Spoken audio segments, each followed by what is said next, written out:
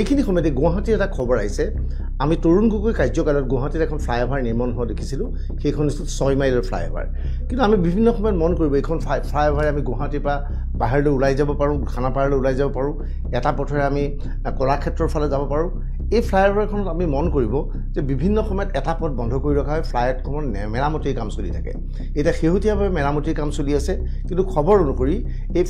ফ্লাইঅভাৰখন নিৰ্মাণৰ যেহেতু ভুল আছিল আৰু এতিয়া এই ফ্লাইঅভাৰখন হয়তো সম্পূৰ্ণৰূপে ভাঙি পেলাবলগীয়া হ'ব পাৰে আমাৰ সাংবাদিক হিমাংশু চৌধুৰীয়ে আজি পুৱাৰ ভাগত ঘটনাস্থলীলৈ গৈছিল আৰু হিমাংশুৱে কি দেখিছিল আমি আপোনালোকক দেখুৱাব বিচাৰিছোঁ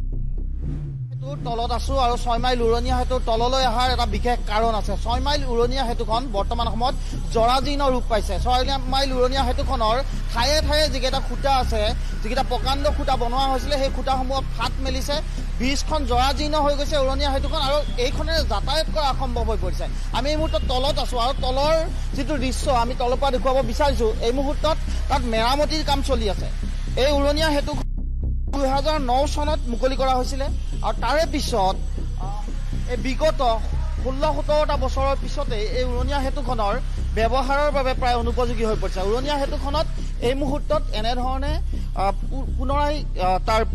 পুনৰ নিৰ্মাণৰ কাম চলি আছে পুনৰাই তাৰ যি আন্তঃগাঁথনি সেয়া উন্নত কৰাৰ বাবে কাম চলি আছে কিন্তু এই মুহূৰ্তত দেখা গৈছে যে এই উৰণীয়া সেতুখনৰ যিটো ৰূপ জৰাজীৰ্ণ ৰূপ তাক লৈ যথেষ্ট চিন্তিত হৈ পৰিছে ৰাজ্য চৰকাৰ কিয়নো এই ব্ৰিজখন 2009 চনত মুকলি কৰা হৈছিলে আৰু তাৰে পিছত এতিয়া 2021 চনৰ পৰাই এই ব্ৰিজখন ক্ৰমাৎ জৰাজীৰ্ণ অৱস্থালৈ যায় ক্ৰমাৎ ভাঙি ছিঙি যায় জাগাই জাগাই ঠায়ে ঠায়ে খুঁটাসমূহ ফাট মেলে আৰু তাৰে পিছত গৌতম কনষ্ট্ৰাকশ্যনক এই দায়িত্ব দিয়া হৈছে এই ব্ৰিজখনৰ